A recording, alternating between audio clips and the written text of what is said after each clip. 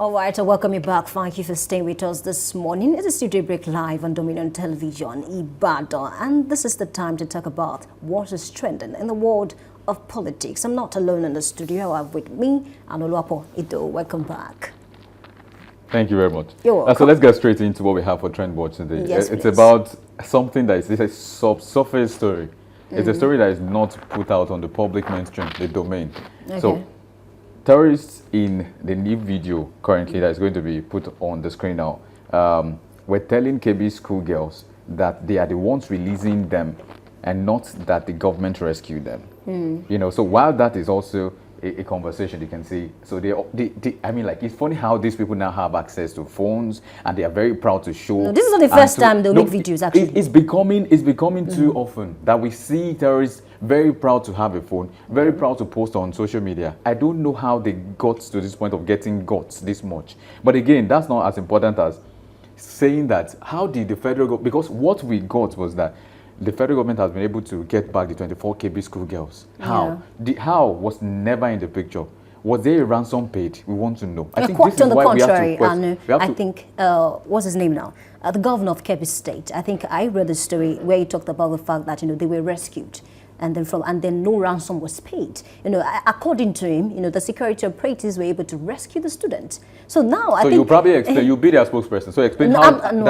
I'm not their spokesperson. When they did not apprehend anyone, we did not see any of the terrorists. We did not see their bodies. They did not declare that these people have been overpowered. We got, because if they were able to overpower them, they would see some of their machineries, their vehicles, whatever they used to perpetrate all of those. We will get those pictures, but we didn't see nothing. I'm just trying to explain to you the situation. So the governor says it's word against this guy's words. What do we believe now is what we are asking. Yeah, that's the problem right now, because the governor is saying something else. Even the president, when he welcomed them, is also saying something else. But then the bandits, they came out to say that, we negotiated. It was not because your security operatives were able to rescue the students. So another problem, I don't know if you saw the story about these same bandits, or maybe their brothers, came out to say that if care is not taken, they are going to kidnap the president, and then they will stop kidnapping the commoners. They will leave the commoners for the politicians. So it's a sad one. And I think before now, even as a young person, 5 years ago, I'll see videos of bandits. You know about Shekaru now.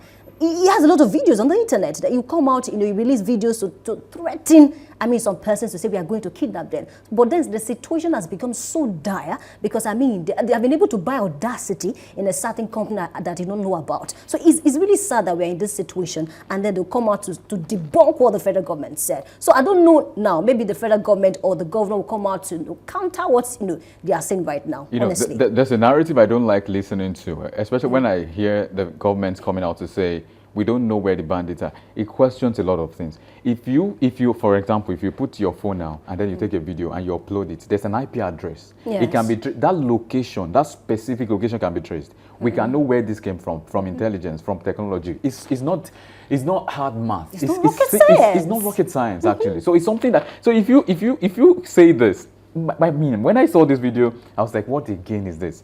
Because according to what we have seen over time, if you were able to overpower a bandit group or any organization, you should tell with pictures, with videos maybe. Don't just say you got the girls. Because we understand, this is why a lot of persons will believe this is true, that the girls were released on maybe negotiation, premise. Because I know, because we've seen the Nigerian government negotiate with terrorists before. If it was an attitude of the government not to negotiate with terrorists, nobody would have believed there could have been a bargain for this kind of thing. It would have been a get into the place, get those girls out, destroy everything that you see there. It could have been that story. But the narrative has been that there's Sheikh Gumi, for example. There's intermediaries between the federal government and the kidnappers and bandits. And then there's somebody that is going to stay in the middle to say, okay, we are having this conversation. So how did they get those 24 KB girls? It's some would say that as long as you have the solution, how you got it is immaterial. But in this case, we need to trust the government. People need to bank on the government to say the government is capable of doing this. We want to know how they did. Because there was a time the government said nobody should pay ransom. Did you get that? There was a particular circle about that nobody should pay ransom to terrorists and all of this. But if you say that, you should also do it. Don't just say, walk the talk. I mean, you should be the first person to lead the race to say, we are not negotiating. No. We went there and we got this. It shows a stronger voice of the government to say, the government is not taking any risk, especially with these people, and they are not ready to have conversations. They are ready to sweep into action, get the job done, and get those girls freed. And I think another story that also broke in line with this was somewhere in Adamawa too. Adamawa police intercept over 500 suspicious travelers from Niger Republic in trucks. We understand that this insecurity is so complex in the country Nigeria. This insecurity situation is complex in Nigeria because we have some other bodies, some other countries, neighboring countries. Some have said Chad, some have said Niger. And we have seen all of this, that many persons are coming. There's an influx. It means our borders are borders. Our borders are porous, I meant to say. Our borders are porous, and anybody can infiltrate and do whatever they want. Okay, and hold on. Okay, you mentioned something that I would like to react to.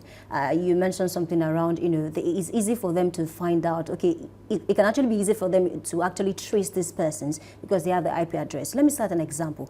This same year, or maybe late last year, Toya Abraham, a popular actress in Nigeria, there was a time when a guy, was dragging her seriously online, and then it took the police to, I think they found him in days, and then the guy was arrested. But then what happens to bandits and terrorists that will post videos and you have access to actually arrest them? So it talks about, the complexities. We are in a serious issue now, honestly, truth be told. And apart from the Kirby girls, even the Kwara, the people that were abducted in that CAC, in that CAC church, they were released. And then we didn't hear much about how they were released, whether ransom was paid. I recall that I think about 100 million naira was, demanded for one person, running to about 3 billion naira. But then they were released and they walked free. So we don't know. The government is trying to be diplomatic about these things. They will say, okay, we've been able to release them. I think that's the most important thing. Do not bother about how they were released. And it is sad. We cannot continue like this. We know how to find these people, but we're not doing the right thing. I don't know. Maybe, taking help from international bodies might help us solve all of this. But then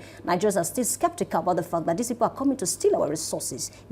This is the situation we found ourselves in, and it's sad. And well, actually, it's actually a good place to draw the curtains on Definitely. This particular edition. Thank you for staying tuned to us. Of course, my name is Anolo Akpoidowu, and remember to be a good citizen of this country because it takes you, it takes me, it takes everyone to make it better.